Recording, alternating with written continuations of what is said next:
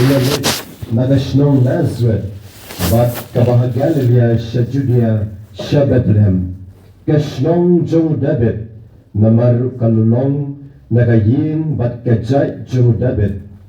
Ulalit ban ay kerteng yaladi, bat kamaria, katanga yate ktien jong, kabalapun kon. Kehaba kila don hangta, kisngi bakan ka kila pura.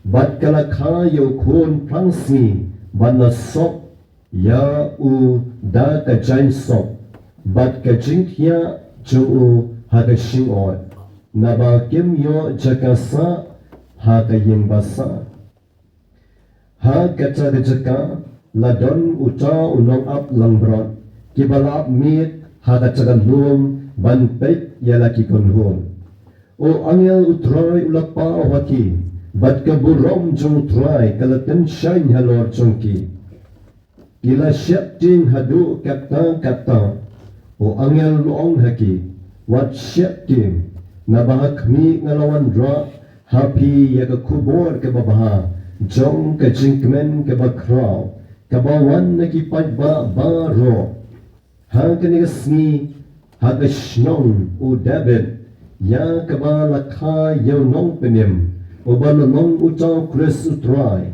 bat kani kadak yapi pensyen yaw kulong balasop daki jain, bat balapentia hay shingoy.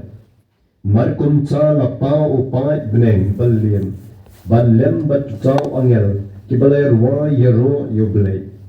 Kaburom haw blay ubachrom tam, bat kajinsok ha kapertay, ha kibriyo kibab ublay uiye. Onja kitaki angel kilali paino shibening. Unong ap lang brot kilaya om paramaki. Ya, ninelej sa Bethlehem. Banpay yakani kabala jia. Kaba utray. Ulayatu hagu hangi. Kumta kilali bagbag. Bat kila siyam ya kamaria. Bat u Joseph. Bat kila iyaw kulong o balatya hakashing oy. Habaya iyo kila shetn pang ya kabaw angel ulay tu shepang unyo kulong. Baro kibliyo snow kila longo ya kabaw kinong up lambrot kila yato haki.